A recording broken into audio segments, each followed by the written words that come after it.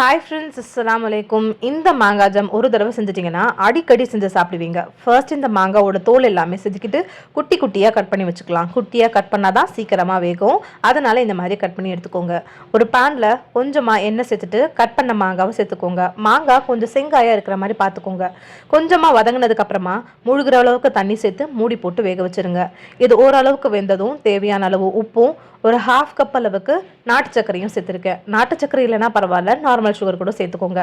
And இதில் கொஞ்சம் காரத்துக்காக 1/4 ஸ்பூன் அளவுக்கு மிளகாய் தூள் சேர்த்துட்டு கலருக்காக கொஞ்சமாக கலர் பவுடரை தண்ணியில் கலந்து சேர்த்துருக்கேன். தேவைப்படலைன்னா கலர் பவுடர் சேர்க்க வேண்டாம். இதை நல்லா மிக்ஸ் பண்ணி கொடுத்துட்டு இறக்கிறதுக்கு முன்னாடி நெய்யில் முந்திரியும் பாதாமியும் வறுத்துட்டு சேர்த்துருக்கேன். இது ரொம்ப டேஸ்டியாக இருக்கும். புளிப்பு, இனிப்பு, காரம் எல்லாமே கலந்து அவ்வளோ டேஸ்டியாக இருக்கும்.